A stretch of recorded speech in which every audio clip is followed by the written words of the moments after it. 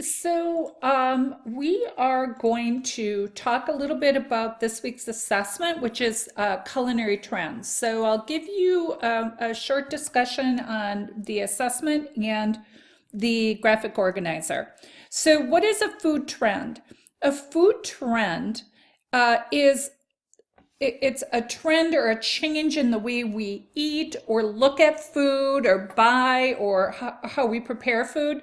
And it's something that impacts the bigger picture. Okay, it's not just about food preferences. A good example would be after World War II, the first convenience food was invented, and that was a box cake mix. And that impacted us even to this day. If you ever buy convenience food, which we all do, that all came from a box mix back in 1950. So that's a food trend. I'm going to demonstrate in this video how to research and approach this assessment with the food trend of cupcakes. So here's our assessment. What you will be doing is analyzing a current food trend. There's a video in Blackboard that will talk about food trends for 2019. That's a great place to start, or you can just do some searches and identify food trends for 2020 and pick one that's of interest to you. And there's a wealth of information available online. You should be able to research this very easily.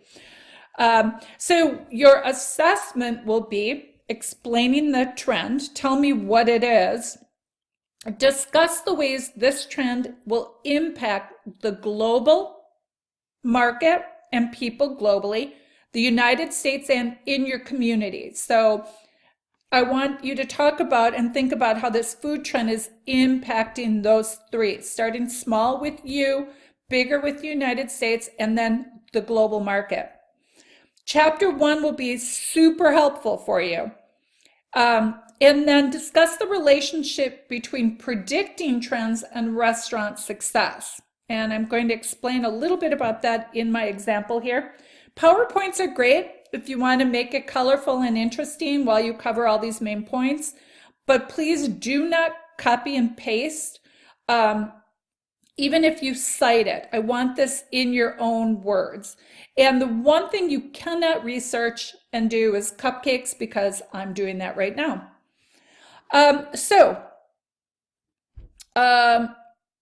This will help get you thinking. Chapter 1 will help you with the top 4 questions.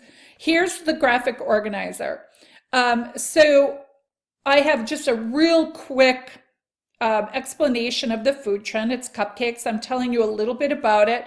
I would provide a lot more information than that for your assessment.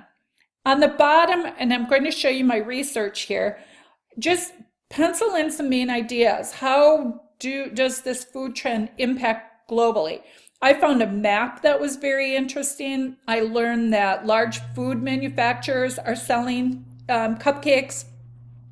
I learned that Asia and South America are the current biggest producers and consumers right now of cupcakes. In the United States, cupcake production went crazy. We have cupcake wars, cake wars. It's served in weddings now instead of cake oftentimes. It really went crazy because of our recession that was occurring at the time cupcakes first came out. We have home kits now. There's 6,000 retail bakers in the United States, 3,000 small bakeries. In my community, I found that there's 20 cupcake bakeries just within my area. I know small business is good for communities. It keeps taxes in the community. It provides jobs. So you can see I kind of have an idea here of this, like a simple thing like cupcakes. Look at how it's impacting us globally in the US and the community. The first cupcake came out in 1919. These are just some interesting things I found that helped me with my research and learning about it.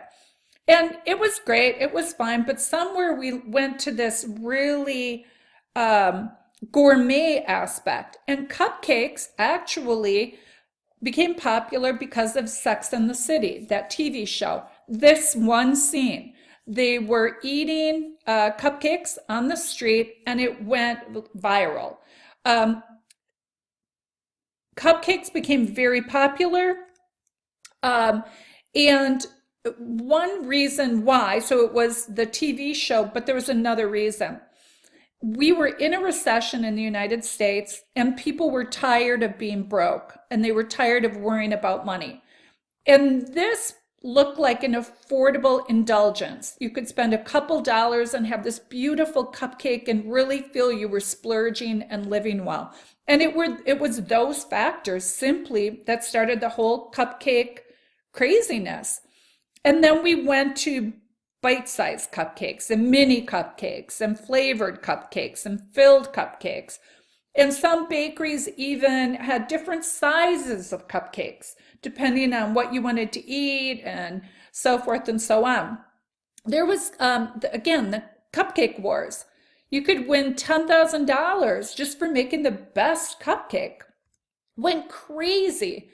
There was one company that it was called Crumbs. It had 70 locations in the United States just making cupcakes. They sold stock. They sold it for $13 per share.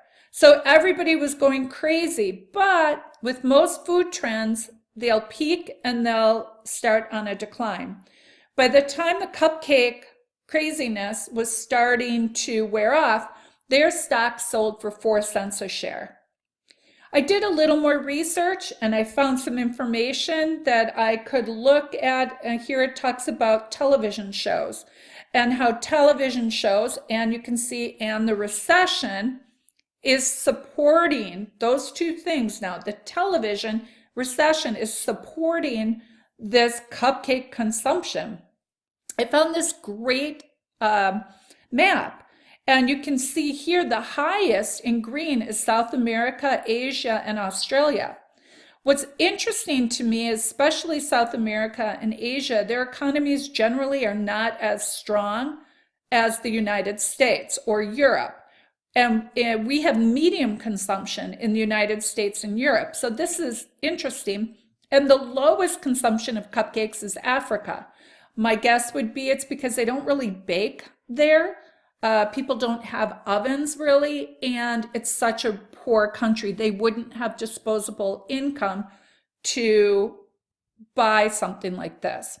So do your research, look for these resources, pick it apart, come up with your main ideas, and good luck with it.